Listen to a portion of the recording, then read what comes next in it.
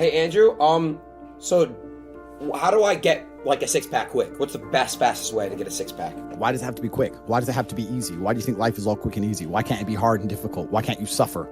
Because suffering is what gives it value. If everyone had a six-pack and it was quick and easy, then it wouldn't be valuable, would it? If everyone walked around with a six-pack and they got it easily, then no one would give a shit. The whole point is that it's difficult to get. Value is linked to difficulty. If you want something that is valuable, you need something which is difficult to obtain. You shouldn't be thinking about quick and easy. You should be thinking about hard, suffering, pain, going through it. That's what you should be thinking about. This is going to be hard, but I'm going to do it anyway. Because when it is done, then everyone's going to know that I went through something difficult. Nobody, absolutely nobody, gives a fuck about you as much as you're going to have to give a fuck about yourself. Nobody cares about you as much as they need to care to fix your life. But nobody is going to come to your bed, drag you out of bed, drag you to a job, force you to work hard. You are never going to have any of the things you want if you do not get them yourself. The only person who's going to make me happy and live a life that I want to live is me.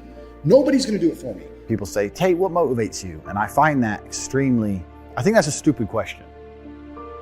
I was a 4-time kickboxing world champion. For 12 years, I trained 5 hours a day, 6 days a week. And I was motivated to train probably about 25% of the time. The rest of the time I went because I am disciplined. If I wake up and I'm unhappy, I will do the exact same things as if I am happy. I will go to the gym the same. I will work the same. How I feel has no impact on how I live my life.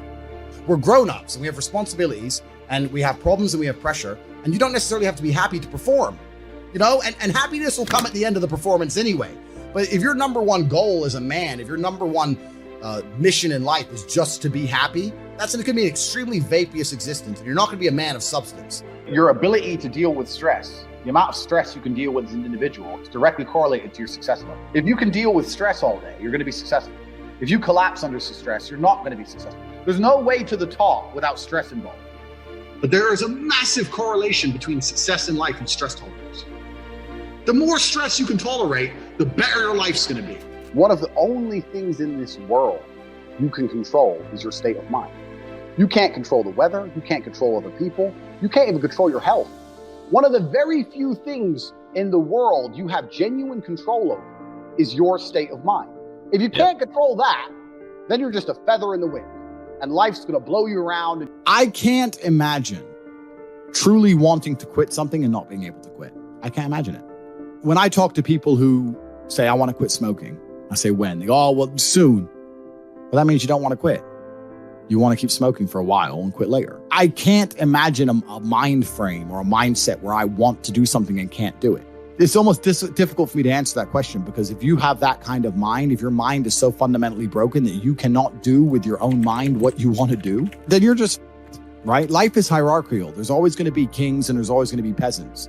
If you have a mind that you can't control, then you're never going to be a king. You're going to be a peasant. That's your life. You have a peasant's life ahead of you, and that's your destiny. Enjoy, right? There's always been peasants. That's life. But I believe that the most important thing you can do as a man is to gain control of your mind. Once you have control of your mind, life is so ridiculously easy. People say to me, Tate, you're in good shape, but all you do is drink vodka and travel the world. You're never even home. You never even have a gym. How do you do it? It's ridiculously easy if you control your mind. If I decide to do 1,000 push-ups, I'll do them. Maybe I have to do them one at a time. Maybe I'll get tired. Maybe I need a break. I'm going to do 1,000 because I said I'm going to do 1,000. Everyone knows what they're supposed to do. You either control your mind or you don't. And all of these things stem from the same problem. It's something you can do. It's something that is learned. It's something that is taught. Depression is the ultimate motivation. If you're unhappy with your life and you're depressed, I don't expect you to be popping pills and sitting laying in bed. I expect you to give me a huge list of everything you're achieving per day. Depression's a fantastic motivation, but people are told the opposite. No, a lot of people's problems are all in their mind. And I'm not saying that mental conditions aren't real, because absolutely some are. But I try and explain to people, look, the only thing on the planet you have genuine control over is your state of mind. You can't control the weather. You can't control anything. The only thing you can affect in genuine real time is how you feel in your head. How you view the world absolutely and utterly shapes how you react in the world, how you act in the world, how people view you. It's all down to how you view things. You have to believe you're the fucking man, and you have to believe you can achieve anything. I'm not saying you can achieve anything easily. I'm not saying it's not going to take a whole bunch of work. I'm not saying it's going to happen quickly. But you have to believe you can achieve anything. When I tell people that you are the sum of the 5 people you spend the most time with, everyone agrees. They go, yeah, that's probably true. And then they continue to hang around with people who they don't want to be. Why? There has to be a point where you sit and go, okay, you're my friends, et cetera, et cetera. I love you guys. Yeah, we can talk, whatever. But I'm on a different life path. You have to leave some people behind. If you were to come hang around with me and my crew, you would be self-conscious. And that self-consciousness would motivate you, or they would certainly instill the discipline required for you to change. You don't feel self-conscious amongst your peers. That's why you don't change. When I was broke, I couldn't sleep. And I say that, people laugh. I'm not joking. When I wanted money, like fucking I needed air.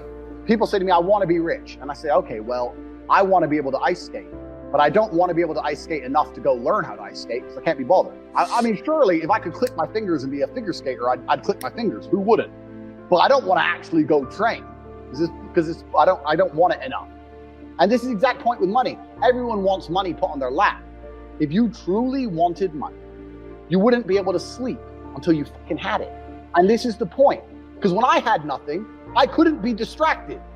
You couldn't distract me from what I wanted. Life when you're young is a completely different experience to life when you're old.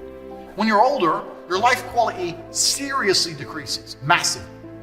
So you have about 10 to 15, maybe 20 years to find a way to get rich and enjoy being rich. And you got to put it all together and you got to do it quick.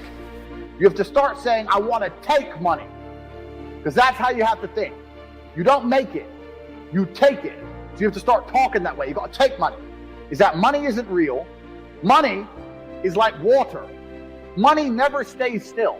If you can find and identify a place where money is moving, if you can find a place where money is moving and stand in the way, then the money is vulnerable.